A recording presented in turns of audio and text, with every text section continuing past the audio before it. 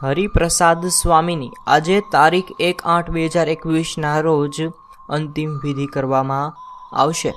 યોગી divine સોસાયટીના પ્રણેતા પરમ પૂજ્ય હરિપ્રસાદ સ્વામીજી આજે સવારે સોખડા ખાતે જ અંત્યેષ્ટિ માટેની તમામ તૈયારીઓ કરવામાં આવી રહી છે। જ્યારે અંત્યેષ્ટિની આ શાસ્ત્રોક્ત વિધિમાં 5 પંડિતો દ્વારા કરવામાં આવી છે। જ્યારે રાજ્યમાં નામાંકિત શાસ્ત્રી સ્વ વજુભાઈ ત્રિવેદીના પૌત્ર કૌશિકભાઈ અનંતરાય ત્રિવેદી મુખ્ય પુરોહિત રહેશે।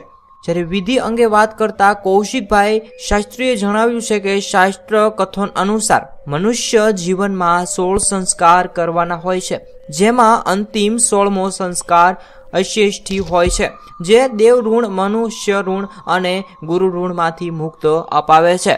પરમ પૂજ્ય સ્વામીના અંત્યેષ્ટિ સંસ્કારની શરૂઆત તીર્થજળ અને ગુલાબ કેસર જળથી અભિષેકથી શરૂ કરાશે। જ્યારે દેશભરની પવિત્ર નદીઓ તેમજ ભગવાન સ્વામિનારાયણે જે જળાશયોના સ્નાન કરેલું છે તેના જ જળથી પરમ પૂજ્ય હરિપ્રસાદ સ્વામીજી દિવ્ય વિગ્રહ પર અભિષેક કરવામાં આવશે।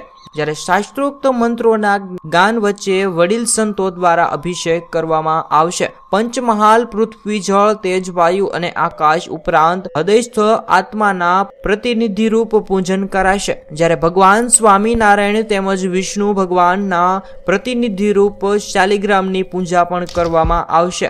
જ્યારે સમગ્ર વિધિ યજુર્વેદ સહિતના પુરુષોક્ત દર્શાવ્યા અનુસાર કરવામાં આવશે।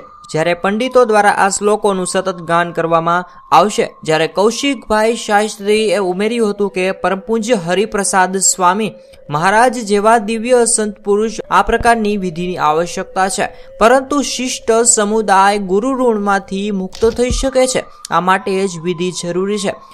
જ્યારે લાખો લોકોના હૃદયમાં સ્નાન મેળવવા આવા મહાપુરુષની અંતિમ વિધિ સમયે સંકલ્પ પ્રાર્થના કરવાની તમામ મનોરથ પૂર્ણ થાય છે અને ગુરુની કૃપા સદૈવ વરસતી જ રહે છે। આજરોજ સુધીમાં તમામ હરિપ્રસાદ સ્વામીના ભક્તો દૂર દૂરથી આવીને તેમના અંતિમ દર્શન પણ કરી ચૂક્યા છે। જ્યારે આજે 5મા દિવસે હરિપ્રસાદ સ્વામીની અંતિમ વિધિ કરવાની છે।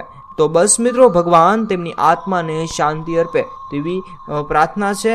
ઓમ શાંતિ।